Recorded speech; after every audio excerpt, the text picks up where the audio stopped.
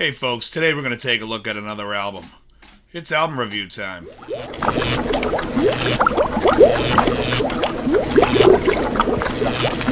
So today I wanted to touch up on a little bit of some old R&B. And at first I thought about doing Sam Cooke, and I thought, well, Sam Cooke, you're better served buying his greatest hits. There's so many great songs. You Send Me, What a Wonderful World, Cupid, Bring It On Home to Me, We're Having a Party, Only 16, Chain Gang, and of course Nothing Can Change This Love, which was definitely the inspiration for Journey's Lovin', Touchin', Squeezin'. So, like I said, I figured it was better served to get a greatest hits. And so, of course, then the next thing was I wanted to talk about a brilliant Marvin Gaye record. Now, I could have done What's Going On, which I think is a brilliant album, but I think everyone should already have this album. There's no reason for me to look at it or talk about it. It's definitely something that's one of the biggest things of the 70s in R&B. A big change there. You have Mercy, Mercy Me, What's Going On, and Inner City Blues. Those three songs alone, I make that record. It's fantastic. But no, today I wanted to talk about Marvin Gaye's second album, That Stubborn Kind of Fellow.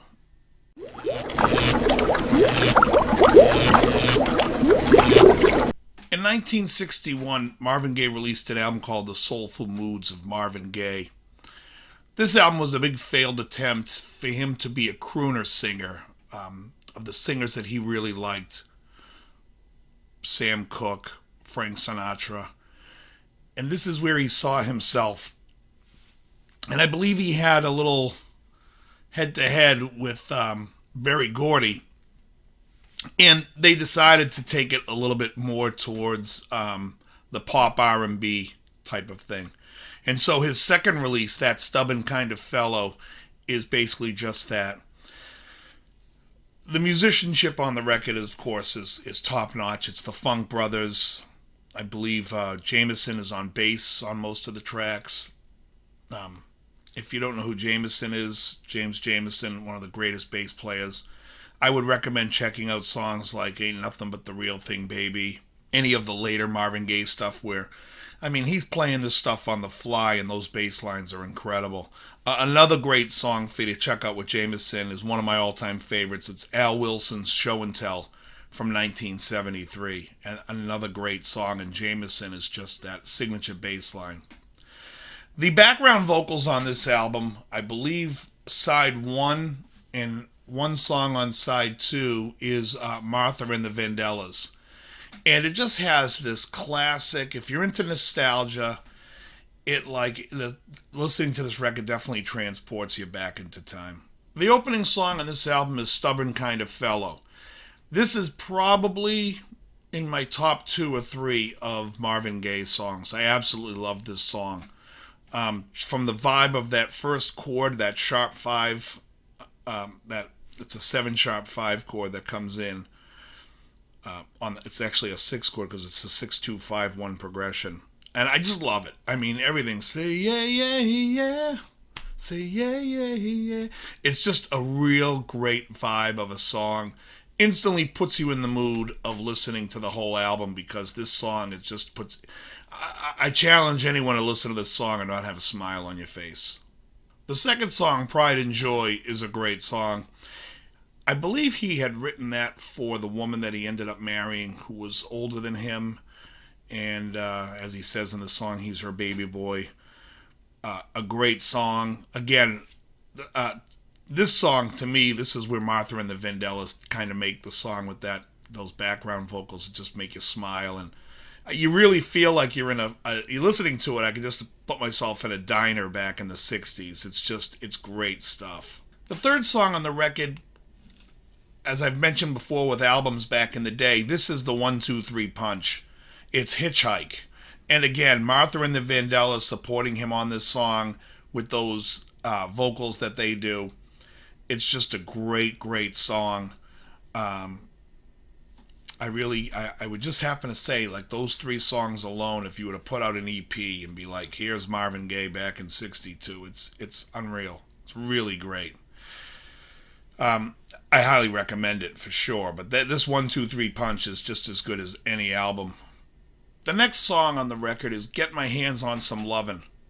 Another, just a great song. It's very poppy.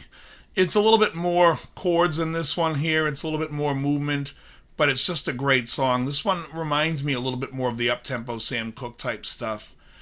Again, keeping in vibe with the first three. It's probably not as strong as the first three. It's definitely a step lower. If the first three, I would say, were 9.5s, this is coming down to like an 8.5 or an 8. But it's a great song, and I think you'd really like it. The fifth song on the record is a song called Wherever I Lay My Hat, That's My Home. This definitely has, again, more of that Sam Cooke appeal. It's that 1-6 progression for the most part. It's got a little bit of a horn in there. It's a good song, but for side one, this would be the end of side one. For me, it's a little, it's the weaker of the 5. Song 6 is A Soldier's Plea, and again, it's a good song. Obviously, it's not a hit. You've never heard it. It's good.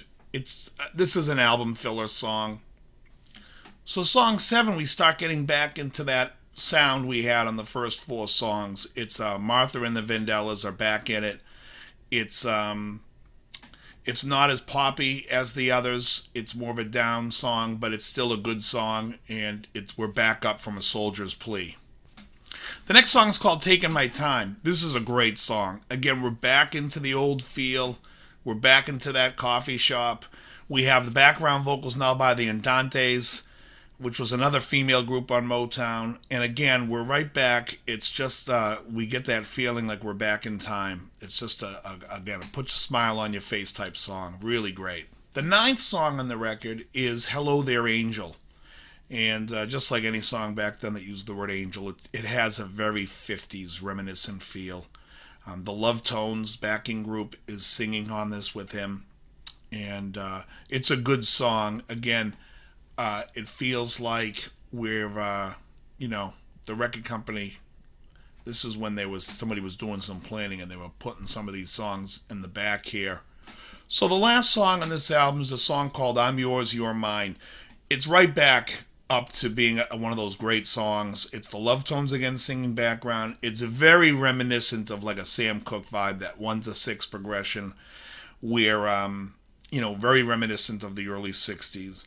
This album is something, though, as a collective whole to listen to is really great. And breaking it down song by song, some of the songs are not as great as others, but there's some real gems here. And I'm a huge Marvin Gaye fan, so I love all the stuff. I mean, What's Going On, I love like all the Tammy Terrell stuff, the Kim Weston stuff. I really think his whole career was great. He had a lot of great songs. He's played with some of the best musicians. They were some great recordings. But this album is, to me, even though it's his second album, it's the real first Marvin Gaye album for the Marvin Gaye that we know. The first album doesn't even sound like anything he would have done. But it's something to check out. I figured that it's an album that not a lot of people are aware of. If you're sitting at your desk and you're at work, or you're watching this video at home and you're looking for new music, look up Stubborn Kind of Fellow, look up Hitchhike, look up Pride and Joy, those 3 songs by Marvin Gaye. You'll be glad you did. They're great, and they just throw you right back into like big nostalgia time. I can't say enough great things about his band. Anyways, I did want to just do this short video and mention this album, and I'll be doing some more lessons soon, and some more ranting and raving. Anyways, for now, I am out of here. Going to go teach. Very good.